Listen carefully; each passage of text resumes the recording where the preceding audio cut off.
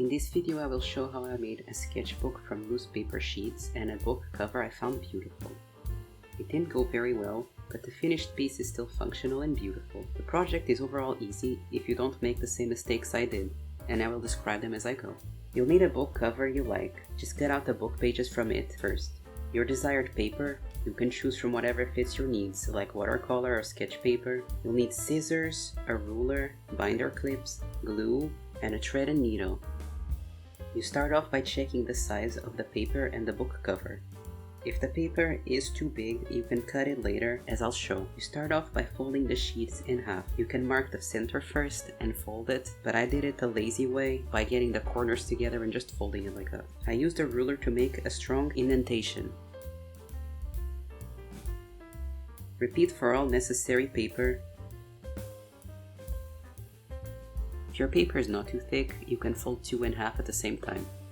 After you have a big stack, make sure they're all facing the same direction, meaning the spines are all together. Try to level the paper as much as possible for the markings to turn out correctly. You can be a little bit messy like me, it won't matter too much. After they're level, clip them. If your stack is too thick, you might need to divide it in half like I did. Then it's time to mark your paper. Doesn't matter how many marks you make, as long as they're leveled. If you make too many, you'll have more trouble, but if you make too little, the paper might end up loose. I ended up leaving 6 centimeters between them.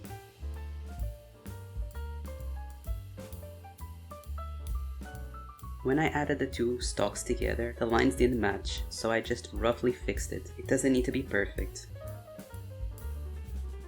After they're marked, you should end up with dots on the spine of each sheet. It's time to perforate them. I used a pin, but you can also use your needle. Here also you can stack 2 sheets of paper together to save time. Make sure not to miss any dots. Now it's time to get your sewing needle and thread. The thread will be visible inside of the sketchbook, so I decided to use this gorgeous golden thread, which was a mistake because it kept knotting, getting stuck, and ripping the paper.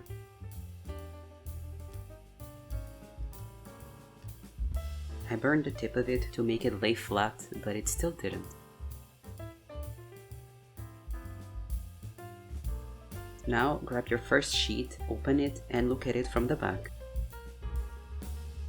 Insert the needle on the top hole that you made. Pull the needle all the way through and the thread back out through the second hole. Mine was already knotting here and I should have taken the hint and threaded line, but this one was so beautiful so I just didn't.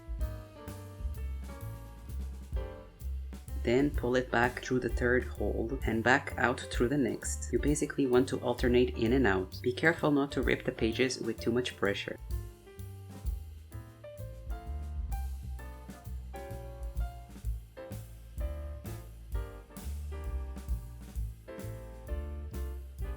As you reach the last hole, you want to alternate it back up, so sew the spaces that don't already have line between them.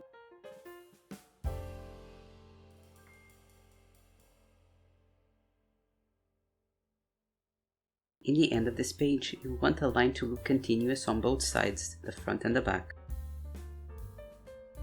I knotted it on top, but you don't have to. As you pull back through the first hole, you can grab the next page.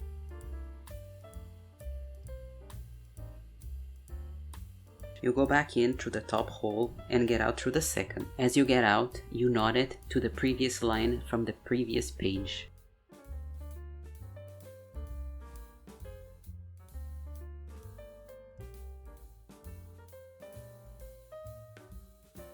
Then you go back in through the same hole, get it out through the next one, and knot it again. And you basically just repeat that for the entire stack of paper.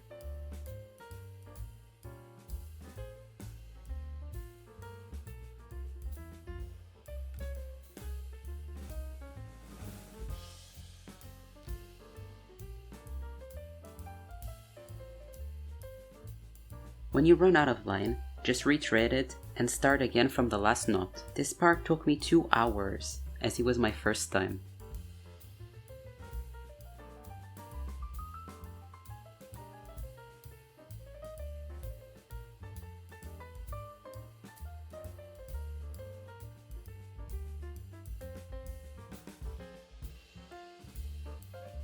It should look like this when finished.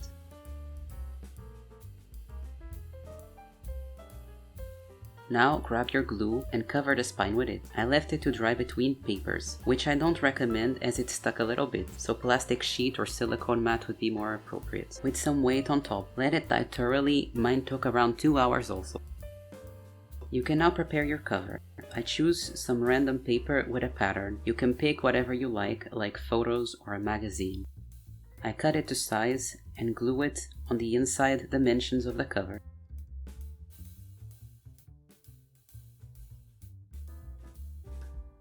Then I measure the cover and cut my paper stack to size, being careful not to cut any of the stitching.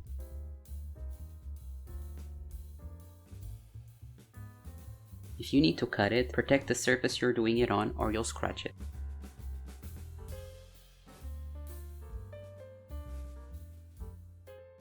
My cover was slightly too big for the stack, so I cut some ribbon thread to the same height and glued it, leaving the spine arched in the right measurements.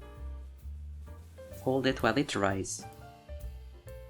Then I glue the back of the stack to it, and the front page and the back page to the book cover. This is not necessary, but it ensures they won't separate. Press down your pages so air bubbles won't be in between them. Did you know yellow glue melts your nail polish? I didn't know either. Clean up any glue residue left on your work. And you're done finally. This project was pretty easy, but I'd recommend you try it with some paper that is not very expensive first, and a book cover you don't find very dear to you, because you will end up kind of ruining stuff. It's normal. I will probably try this again with a book cover that I like more and some watercolor paper. This is just sketch paper.